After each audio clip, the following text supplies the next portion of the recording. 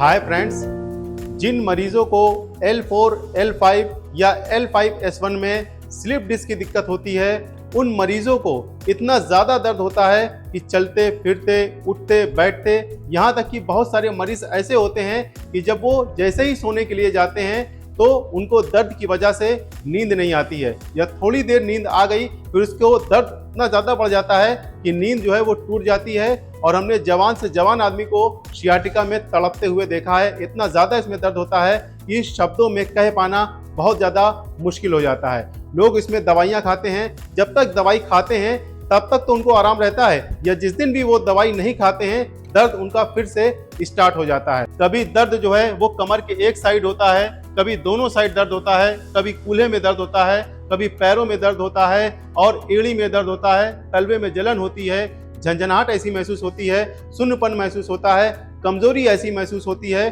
तो इसमें मरीज जो होता है वो दवाइयाँ खाता है, जब तक वो दवाई खाता रहता है उसको आराम मिलता है, या जिस दिन वो दवाई नहीं खाता है दर्द उसका फिर से वैसा ही बन जाता है।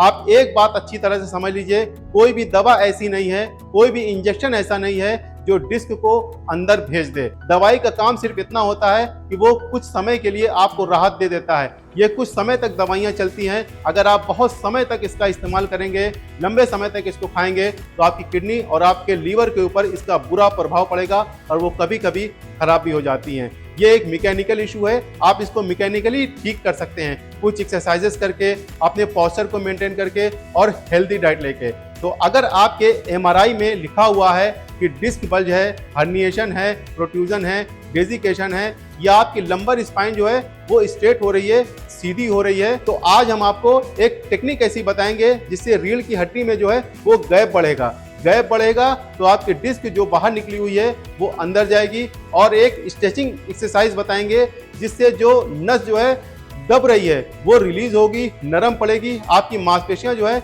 वो मुलायम होगी, जिससे आपके पैरों में हल्कापन महसूस होगा। और क्या चीज आपको नहीं खाना चाहिए, लोग ये तो कह देते हैं हमको क्या चीज खाना चाहिए, लेकिन क्या चीज आपको नहीं खाना चाहिए ये आपको मालूम होना बहुत ज्यादा जरूरी है अगर आपको सियाटिका की दिक्कत है तो। और कुछ हेल्थ टिप्स बताएंगे जिसको अगर आप फॉलो करते हैं तो आपकी रिकवरी 10 गुना तेजी से होगी। और एक स्ट्रेंथनिंग एक्सरसाइज बताएंगे जिससे रीढ़ की हड्डी के आसपास की मांसपेशियां मजबूत होंगी, कूल्हे की मांसपेशियां मजबूत होंगी, जिससे कूल्हे में और आपके कमर में मजबूती आएगी, स्टेबिलिटी आएगी, इससे आपका चलना फिरना उठना बैठना आसान होगा।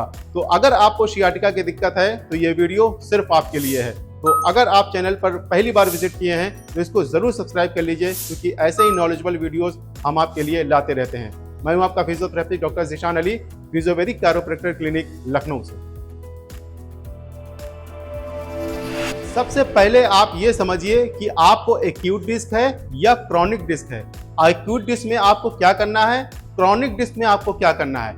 एक्यूट डिस्क ये होती है कि जैसे ताज़ा जो है वो डिस्क जो है वो स्लिप हुई है, जैसे आप कहीं गिर गए हैं, या जैसे ही आप सुबह सो करके उठे हैं, वॉशरूम में गए, आप बैठने लगे या खड़े हुए, तुरंत ही आपकी कमर से खट से आवाज आई, या कई बार ऐसा होता है कि जैसे ही हम वॉश बेसिन में मुंह धुलने के लिए खड़े हुए और जैसे ही सीधे हुए वैसे ही तुरंत क्लिक की आवाज आई और हमारी डिस्क जो है वो स्लिप कर गई, यानी कि आपको ताज़ा ये दिक्कत हुई है। इसमें आपको बहुत ज़्यादा कुछ नहीं करना है।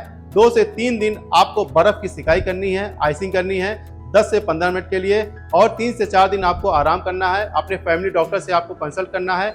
हफ्ते 10 दिन के अंदर पूरी तरीके से पेशेंट ठीक हो जाता है।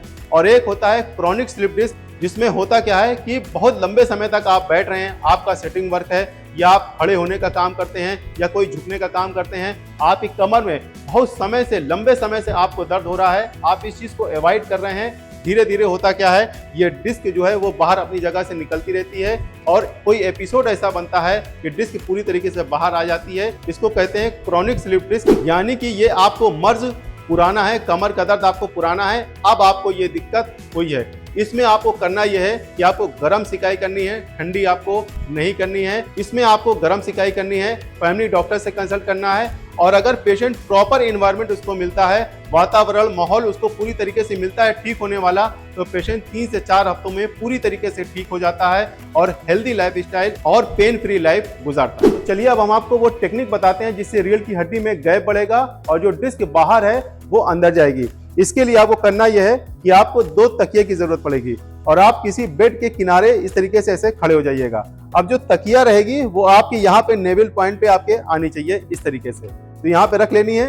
एक बात आपको हमेशा ध्यान रखना है कि आपको इस तरीके से ऐसे बेड के ऊपर लेटना है कि किसी तरह का झटका ना लगे, किसी तरह का जर्क आपको ना लगे, ना ही आपको जो है लेटते समय, ना ही आपको जो है फिर से खड़े होते समय। आपको करना यह है बहुत ही धीरे से, आपको आराम से इस तरीके से ऐसे धीरे से आपको जाना है और इस तरीके से आपको ऐसे लेट जाना है। इस तरीके से अपने बॉडी को, अपने पैरों को बिल्कुल लूज छोड़ देना है। जब आप इस तरीके से ऐसे लेटेंगे तो आप देखेंगे कि आपके यहाँ पे जो है वहां पे एक ट्रैक्शन फील हो रहा है और जो है वो आपके जो है गैप बढ़ रहा है रीढ़ की हड्डी में। इससे जो डिस्क है वो अंदर जो है आपकी जाएगी। इस तरीके से आपको 5 मिनट आपको लेटे रहना है। ज्यादा आप लेटे रहेंगे 15-20 मिनट आपको लेकर के जाना है, लेकिन शुरुआत में आपको सिर्फ 5 मिनट तक इस तरीके से लेटे रहना है। अगर इस एक्टिविटी को करने में आपका दर्द बढ़ जा रहा है तो तुरंत ही बहुत ही आराम से इस तरीके से ऐसे, बहुत सारे लोग को हम बताते हैं तो वो तुरंत इस तरीके से ऐसे खड़े हो जाते हैं। ऐसे आपको नहीं करना है, बल्कि अपने जो है हाथ को इस तरीके से ऐसे करना है और फिर धीरे से इस तरीके से ऐसे फिर लेटे रहना है और फिर धीरे से आपको आराम से जो है वो सीधे होके ऐसे खड़े हो जाना है। इसमें आपको किसी तरह का जर्क नहीं लगना चाहिए, किसी तरह का झटका आपको नहीं लगना चाहिए, ये बात आपको ध्यान रखना। फिर आपको क्या करना है, अगर इस तरीके से आपका दर्द बढ़ जा रहा है तो आपको करना यह है, ये तकिया आपको बीच में रख लेनी है। फिर आपको क्या करना है, इस तरीके से आपको लेटना है कि आपके जो तकिया है वो नेवल पॉइंट पे आए। तो आपको इस तरीके से ऐसे लेट जाना है, इससे भी आपका एक ट्रैक्शन जो है वो आएगा। इस तरीके से आपको 5 मिनट तक ऐसे आपको लेटे रहना है। चाहे आपको इस तरीके से अगर दर्द होता है तो जो टेक्निक हमने आपको पहले बताई है वो वाली करिए, उसमें अगर दर्द होता है तो ये वाली करिए। धीरे धीरे आप इसकी टाइमिंग को बढ़ाते हुए जाइएगा और बहुत ही आराम के साथ आपको उठना है। बहुत ज्यादा जबरदस्ती नहीं करनी है और बहुत जल्दी आपको नहीं करनी है, आराम आराम से आपको करना है। जब फ्री हो जाइए तभी आपको आराम से करना है। जब आपके थोड़ा सा दर्द में आपको राहत मिल जाए तो एक तकिया आपको निकाल देनी है और फिर आपको इस तरीके से ऐसे लेट जाना है। इस तरीके से आपको 5 मिनट से आपको स्टार्ट करनी है, धीरे धीरे आपको 15 मिनट तक के लेकर के जाना है। आप धीरे धीरे गहरी गहरी सांस लेते रहिएगा और आपको ये पोजीशन आपको सुबह दोपहर शाम आपको दवाई समझ के करनी है। अगर ये दवाई समझ के आप करेंगे तो आप भविष्य में जो है वो सर्जरी से भी बच सकते हैं। अगर यहाँ तक मेरी वीडियो आपको अच्छी लग रही है, कुछ समझ में आ रहा है तो इसको एक लाइक जरूर कर दीजिए और अगर आपको डिस्क की प्रॉब्लम है तो इस नंबर पे आप अपॉइंटमेंट ले सकते हैं। अब हम करेंगे अपने जांघ की और अपने कूल्हे की मसल्स को मजबूत करने के लिए कुछ एक्सरसाइज, क्योंकि इसका मजबूत होना बहुत ही ज्यादा जरूरी है। इसमें पैरों में कमजोरी भी महसूस होने लगती है जिन लोगों के क्रॉनिक स्लिप डिस्क की दिक्कत होती है। तो आपको करना यह है, इस तरीके से एक फोम रोलर ले लेना है, हम यहाँ पे प्रोडक्ट टैग कर दे रहे हैं, या कोई टॉवेल का रोल बना के आपको यहाँ पर रख लेना है और फिर सीधे आपको लेट जाना है इस तरीके से और एक पैर आपको मोड़ लेना है। फिर आपको करना यह है, नीचे की तरफ दबाना है और फिर वापस छोड़ देना है। एक बात आप ध्यान रख रहिएगा कि ये पैर आपका इस तरीके से ना रहे, पैर आपका बिल्कुल सीधा रहे और एक पैर मुड़ा होना चाहिए। दबाइएगा और 5 सेकंड तक होल्ड करके रख रहिएगा, फिर वापस छोड़ दीजिएगा। इस एक्सरसाइज को करने से आपकी जांघ की और आपकी कूल्हे की मसल मजबूत होगी, जिससे आपका उठना बैठना चलना फिरना। और कई लोगों को होता क्या है कि जब भी वो सुबह सो करके उठते हैं तो बहुत ज़्यादा कमजोरी महसूस होती है, वो दिक्कत आपको नहीं होगी। यही वाली एक्सरसाइज आपको जो है वो दोनों पैरों में इस तरीके से ऐसे करनी है। इस तरीके से दबाइएगा फिर वापस छोड़ दीजिएगा। फिर आपको क्या करनी है, दूसरी एक्सरसाइज आपको करना ये है, यही रोल जो है वो अपने जो है बीच में रख लेनी है इस तरीके से और दोनों पैरों से आपको अंदर की तरफ पुश करना है। पुश करिएगा और फिर 5 सेकंड तक होल्ड रखे रहिएगा और फिर वापस छोड़ दीजिएगा। इस एक्सरसाइज को करने से फायदा यह है कि जो है अंदर की मांसपेशियां हैं वो मजबूत होंगी। इसका मजबूत होना बहुत ही ज़्यादा आपके लिए ज़रूरी है। अगर आपको सियाटिका की दिक्कत है तो बहुत ही आराम से एक्सरसाइज करनी है और 10 से 15 बार करिएगा और दिन में 2 बार आप एक्सरसाइज ये जरूर करिए। तीसरी एक्सरसाइज में हम क्या करेंगे, इस तरीके से ऐसे करवट ले लेंगे और ध्यान रखे रहिएगा कि तकिया जो है वो आपकी लगी होनी चाहिए, जिससे आपकी स्पाइन जो है वो न्यूट्रल पोजीशन में रहे। और पैर को इस तरीके से ऐसे कर लीजिएगा, एक पैर को आपको उठाना है, यहाँ पे 5 सेकंड तक होल्ड करके रखे रहना है और फिर नीचे। इस एक्सरसाइज को करेंगे तो आपकी कूल्हे की मांसपेशी मजबूत होगी, जिससे आपका जो है चलना आसान होगा। कई लोग जब भी चलते हैं उनको डिसबैलेंस की दिक्कत होने लगती है, इसकी वजह से, सियाटिका की वजह से, या जिनको भी स्लिप डिस्क की दिक्कत होती है। तो इस तरीके से आप करेंगे, दोनों तरफ आपको करना है, जिससे आपका जो है उठना बैठना आसान हो और आपकी स्टेबिलिटी आपके कमर में आए, आपके कूल्हे में आए। ये भी एक्सरसाइज आप 20 से 25 बार करिए और दिन में 2 बार आप जरूर करिए। अब हम करेंगे कुछ स्ट्रेचिंग एक्सरसाइज। आपको करना यह है कि आपको किसी दीवार के पास में बिल्कुल लेटना है। हम यहाँ जमीन के ऊपर आपको बता दे रहे हैं क्योंकि हम क्लिनिक पे हैं, इसीलिए हम आपको दीवार के सहारे से आपको बता दे रहे हैं, जमीन के ऊपर लेट के। आपको करना यह है, आपको बहुत ही धीरे से आपको उठना बैठना है, यह आपको ध्यान रखना है अगर आपको स्लिप डिस्क की दिक्कत है तो। फिर आपको करना यह है, इस तरीके से धीरे से आपको इस तरीके से ऐसे दीवार के ऊपर अपने पैर को इस तरीके से आपको रख लेना है, आराम से, बहुत ही आराम से आपको रखना है। अगर आपको शुरुआत में दिक्कत है, यहाँ पे बहुत ज़्यादा खिंचाव सा महसूस होता है, तो आप थोड़ा सा दूर जो है वो अपने पैर को इस तरीके से ऐसे रख सकते हैं। अगर आपके कमर में थोड़ी सी फ्लेक्सिबिलिटी है, ये वाली मसल जो है बहुत ज़्यादा टाइट नहीं है, तो आप पास में भी इस तरीके से ऐसे जा सकते हैं। इस तरीके से ऐसे जाना है आपको और इस तरीके से आपको रखे रहना है। फिर अपने हाथ को इस तरीके से ऐसे यहाँ पे रख लेना है, जिससे जो कमर का गैप है वहाँ पे किसी तरह का स्ट्रेन आपके ना पड़े, किसी तरह का झटका आपको ना लगे। यहाँ पे आप रखेंगे तो एक फायदा आपको और होगा कि बहुत सारे लोगों के जो है लंबर स्पाइन स्ट्रेट हो जाती है, सीधी हो जाती है। जब तक वो रिस्टोर नहीं होगी तब तक आपकी ये दिक्कत, कमर की दिक्कत रहेगी और कमर में जो है ऐंठन और कमर में जकड़न और अकड़न आपकी बनी रहेगी। तो इस तरीके से आप अपने हाथ को रखे रहेंगे तो वो भी चीज़ आपकी रिस्टोर होगी। वो लोग जिनके स्ट्रेटनिंग है वो लोग यहाँ पे कोई कपड़ा भी रख सकते हैं, कोई टॉवेल का रोल बना के यहाँ पे आपको रख लेना है।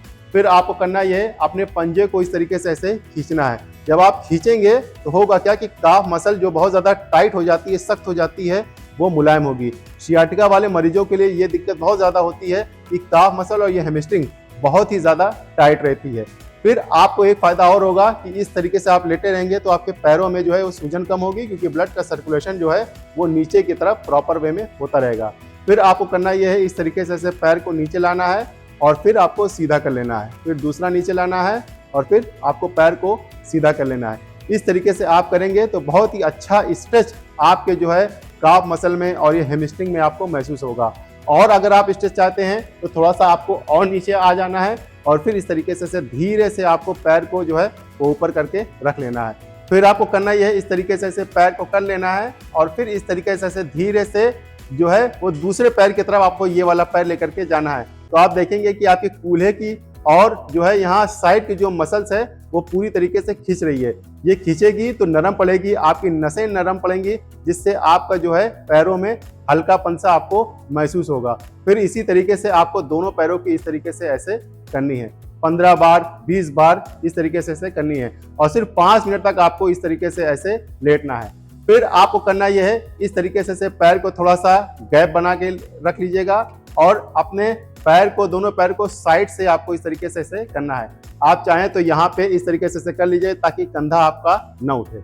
इस तरीके से आप करेंगे तो आपको काफ़ी रिलैक्सेशन महसूस होगा और आपके कूल्हे की फ्लेक्सिबिलिटी और मोबिलिटी बढ़ेगी और आपका उठना बैठना आसान होगा। आपके पैरों में हल्कापन महसूस होगा। आप जब चलने में कदम आगे बढ़ाएंगे तो कदम आपके सही तरीके से आपके पड़ेंगे, क्योंकि आपके कूल्हे खुलेंगे। तो ये एक्सरसाइज करना आपके लिए बहुत ही ज़्यादा ज़रूरी है अगर आपको सियाटिका की दिक्कत है तो।